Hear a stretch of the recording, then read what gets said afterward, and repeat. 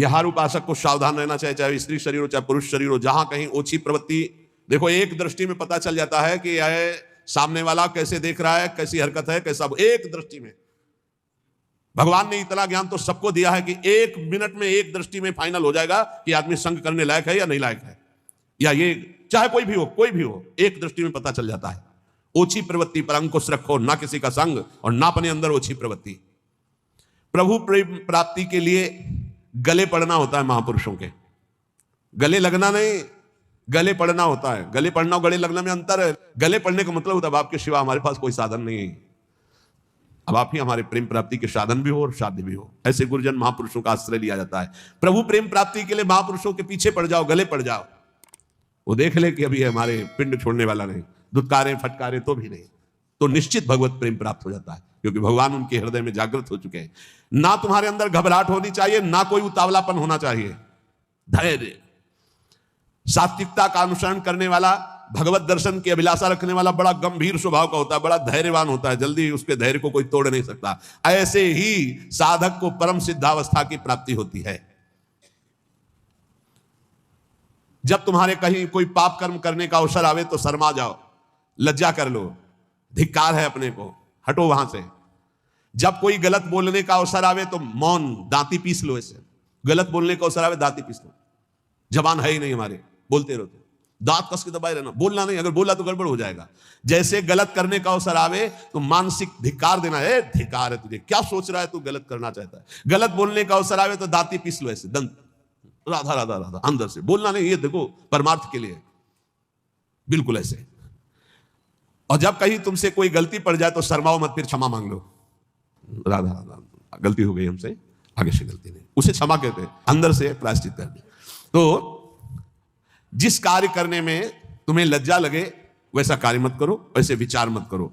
जो 3 को बस में रखता है वो साधु, नेत्र कान जीभ, जनेंद्रिय अपने आप बस में हो जाएगी। नेत्रों को बस में रखो, जबान को बस में रखो, कान को बस में रखो। 3 का बहुत बड़ा योगदान है। जबान खूब अच्छे अच्छे पदार्थ खाएगी, खूब उल्टा सीधा बोलेगी, कान उल्टा सीधा सुनेंगे, नेत्र उल्टा सीधा देखेंगे तो आचरण उल्टे सीधे होंगे। इनको संभालो। 3 रसना, श्रवणेन्द्री और रसेंद्री। रसना कटो जो अन्न रटो, निरखी अन्न फुटो ने नेत्रेंद्री, और श्रवण फुटो कान। नेत्र कान जीभ 3 को जो सुधार लेता है वो साधु हो जाता है। 100 समाधि और श्मशान, इनमें सा है। अगर समाधि को प्राप्त नहीं हुए तो 100 और श्मशान आराम से आपको मिल जाएंगे। मानव जीवन समाधि प्राप्त करने के लिए, समाधि जिसकी बुद्धि समता में युक्त होकर, बड़ा आनंद का विषय है। जैसे स्वप्न में चले गए ना आप, ऐसे लीला में चले जाओगे, बड़ा आनंद का विषय। मान लो हमारी बात, स्वप्न तो स्वप्न ही है, लीला तो फिर बहुत आनंद। बस आखिरी फल है वृंदावन का, लीला में प्रवेश हो जाना, लीला पात्र बन जाना, बहुत जल्दी लाभ मिलता है वृंदावन में। श्री भगवान महायोगेश्वर हैं, करुणा करके बता रहे हैं कि उपासक यज्ञ के द्वारा ही परम पद को प्राप्त होता है। कल कई यज्ञों का वर्णन सारांश में किया गया था। ब्रह्म यज्ञ, प्रत्येक कर्म में कर्ता करण क्रिया पदार्थ सब कुछ ब्रह्म रूप है, ऐसा अनुभव करना ब्रह्म यज्ञ, जो कल वर्णन हुई थी। ब्रह्मार्पणम ब्रह्म हविर् ब्रह्माग्नो ब्रह्मणाहुतम ब्रह्मविद्यम गंतव्यम ब्रह्म कर्म समाधिना। इसी को भगवद अर्पण रूपी यज्ञ की व्याख्या कल की थी। संपूर्ण क्रियाएं, संपूर्ण पदार्थ भगवान के हैं और भगवान के लिए कर रहे, ये भगवद अर्पण रूपी यज्ञ है। और एक अभिन्नता रूपी यज्ञ का वर्णन किया था। असत से सर्वथा विमुख होकर परमात्मा स्वरूप में अभेद भाव से तन्मय हो जाना, ये मैं ब्रह्म स्वरूप हूं, ये सबसे बड़ी ब्रह्म यज्ञ का वर्णन हुआ था। कर्तव्य कर्म रूपी यज्ञ का वर्णन हुआ। केवल दूसरों के लिए ही सुख का संपादन जो करते हैं वो कर्मयोगी कर्तव्य कर्म रूपी यज्ञ करते हैं। संयम रूपी यज्ञ का सारांश में कल छोटे छोटे श्लोकों में वर्णन था। एकांत काल में अपनी इंद्रियों को विषय में प्रवृत्त ना होने देकर परमात्मा में लगाना, ये संयम रूपी यज्ञ है। विषय हवन रूपी यज्ञ, व्यवहार काल में इंद्रियों का विषयों से संयोग होने पर उनमें राग द्वेष पैदा ना होना और परमात्मा स्वरूप में स्थित रहते हुए विषयों का सेवन करना, ये विषय हवन रूपी यज्ञ है। समाधि रूपी यज्ञ, मन बुद्धि सहित संपूर्ण इंद्रियां प्राणों की क्रियाओं को रोककर ज्ञान से प्रकाशित सम में स्थित हो जाना, रेचक कुंभक प्राणायाम आदि का जो वर्णन था। अब द्रव्य यज्ञ का वर्णन, संपूर्ण पदार्थों को जो अर्थ के द्वारा प्राप्त होते निस्वार्थ भाव से दूसरों की सेवा में लगा देना द्रव्य यज्ञ कहलाता है। तपो यज्ञ, अपने कर्तव्य का पालन करने के लिए काम क्रोध लोभ मोह मद मत्सर इन सब के वेगों को सहकर इंद्रिय और मन को प्रसन्नता पूर्वक भगवान में लगाना, हर वेग को सहकर, इसे तपो यज्ञ कहते हैं। एक योग यज्ञ है, कार्य की सिद्धि असिद्धि में, फल प्राप्ति में हर्ष शोक ना होना, समान भाव रखना। सुख दुखे समय कृत्वा लाभा लाभो जया जयो, ये योग सिद्धि है, ये योग यज्ञ है। स्वाध्याय रूप ज्ञान यज्ञ, शास्त्रों का स्वाध्याय करना, नाम जप करना, नाम कीर्तन करना, ये स्वाध्याय ज्ञान रूप यज्ञ है। प्राणायाम पूरक कुंभक रेचक प्राणायाम यज्ञ है। स्तंभ वृत्ति प्राणायाम रूप यज्ञ, नियमित आहार करते हुए प्राण और अपान को अपने आप में रोक देना स्तंभ वृत्ति रूपी यज्ञ कहलाती है। इतनी यज्ञों का वर्णन कर सारांश में होगा। इसके बाद भगवान कहते हैं यज्ञ शिष्टामृत भुजो यान्ति ब्रह्म सनातनम नायम लोकोस्ति यज्ञस्य कुतोन्यः कुरुषत्तमो। हे कुरुवंशी श्रेष्ठ अर्जुन, यज्ञ से बचे हुए अमृत का अनुभव करने वाले सनातन पर ब्रह्म परमात्मा को प्राप्त होते हैं। यज्ञ ना करने वाले मनुष्य के लिए यह मनुष्य लोक भी सुखदायक नहीं, फिर परलोक कैसे सुखदायक होगा। तो भगवान का यहां क्या कथन है, यज्ञ शिष्टामृत भुजो यान्ति ब्रह्म सनातनम। निष्काम भाव से तुम्हारे पास जितनी भी वस्तु सामग्री है परिवार और समाज की सेवा में लगा देना, और जो आपको सेवा के बाद बच रहा है उसका सेवन करते हैं। एक ऐसा और एक दूसरा, श्री भगवान को विराजमान करके, सब श्री भगवान की वस्तु है, जो भी प्रसाद पाए भगवान को अर्पित करके, वो यज्ञाशिष्ट अमृत भुजो है, वो अमृत भोजन है। मरने वाली सब वस्तुएं अमृत कैसे अनुभव करा सकती हुई, अमृत भगवान है। जब हम भोग लगा देते हैं तो वो प्रसाद अमृत हो जाता है। ऐसे तो अमृत वस्तुएं हैं, सब मृत्यु लोक की जितनी भी वस्तुएं समृत हैं, सब नष्ट होने वाली, पर जब हम प्रभु को अर्पित कर देते हैं तो वो प्रसाद हो जाता है, चरणामृत हो जाता है, उच्छिष्टामृत हो जाता है।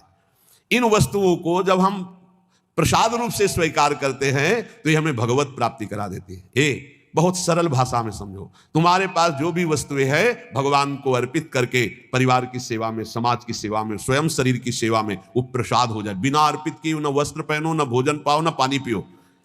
क्योंकि भगवान कहते हैं जो यज्ञ से अवशिष्ट वस्तुओं का भोग करता है वही परम पद को प्राप्त होता है, ब्रह्म को प्राप्त होता है। यज्ञ ना करने वाला मनुष्य लोक में नहीं सुखी रहेगा, फिर परलोक की बात क्या है।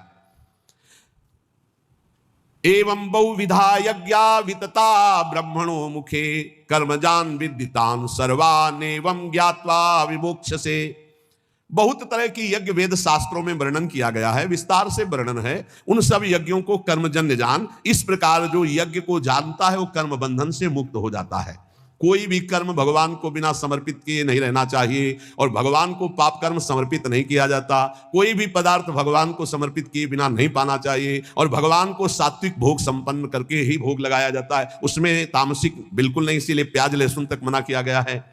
भगवान को हम वही अर्पित कर सकते हैं जो शास्त्र प्रमाणित है, मनमानी नहीं। जैसे किसी ने हमको दिखाया था मोबाइल में कि एक गोपाल जी को ये सब्जी को वेज कहते हैं और बिना वो उसको क्या कहते हैं, हाँ, उसका भोग लगाते हुए दिखाया था कि हमारे गोपाल जी तो सब नरक की प्राप्ति होगी। ध्यान रखना, राक्षसी प्रवृत्ति का प्रयोग मनमानी मत करो कि तुम्हें कोई डांटने वाला नहीं तो घर में गोपाल जी विराजमान कर लिए तो जो मना है सो कर सकते हो।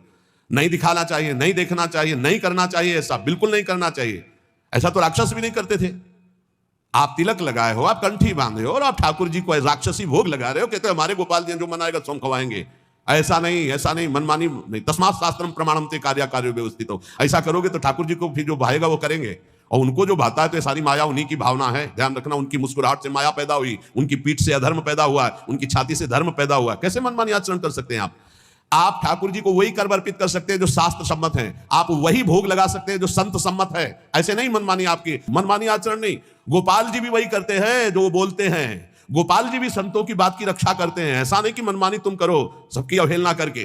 तुम्हारे घर में तुम जाओ और श्री विग्रह खरीद लो और मनमानी व्यवहार करो तो आप क्या समझते हो भगवत पार्षद आपको दंड दे देंगे।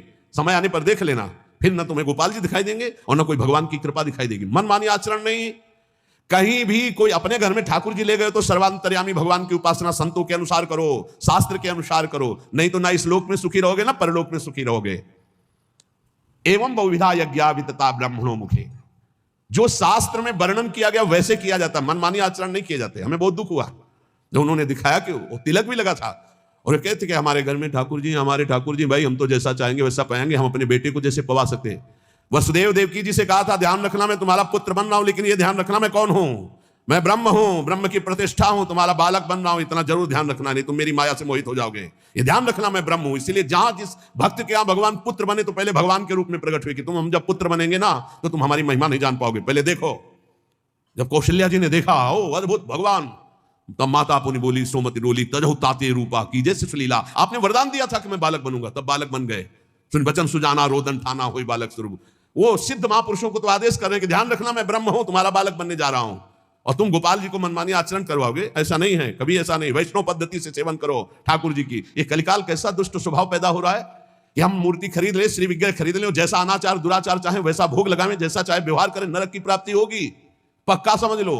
और अगर धर्म और शास्त्र के अनुसार चलोगे तो वही यज्ञ, वही सेवा, वही पूजा भगवान की प्राप्ति करा देगी।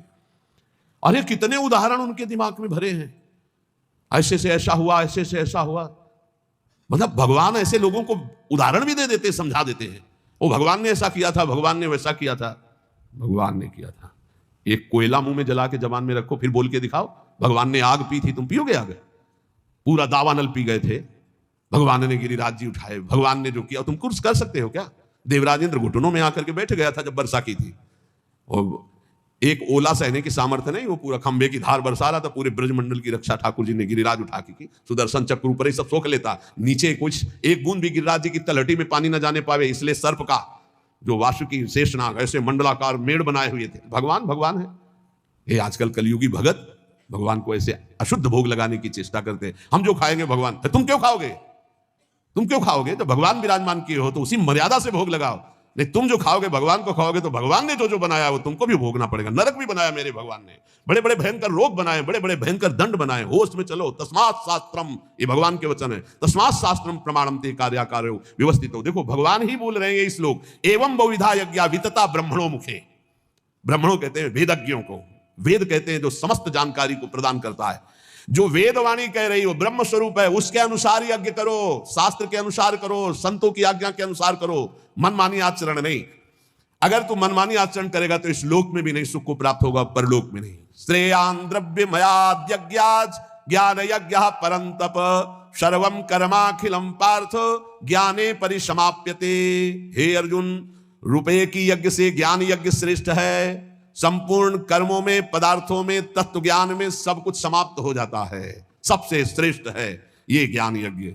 मैं कौन हूं, मेरा क्या कर्तव्य है, मैं क्यों जन्म लिया हूं, इसी की जानकारी करने के लिए रोज सत्संग हो रहा है। हम भगवान के हैं, हमारा लक्ष्य भगवत प्राप्ति, या हम भगवत स्वरूप है, हमारा लक्ष्य भगवत स्वरूप में स्थित हो जाना। शेष चर्चा आगे। बस इतनी प्रार्थना है कि कोई भी मनमानी आचरण मत करो। आप स्वतंत्र नहीं हो, आप दो जगह से परतंत्र हो। यदि शास्त्र आज्ञा और संत आज्ञा की परतंत्रता स्वीकार करोगे तो माया मुक्त हो जाओगे। यदि मनमानी आचरण करोगे तो ये माया तुम्हें परतंत्र बना के रौंद देगी। इसलिए शास्त्र के अनुसार भोग लगाओ, शास्त्र के अनुसार पाओ, शास्त्र के अनुसार जियो, शास्त्र के अनुसार कर्तव्य कर्म करो।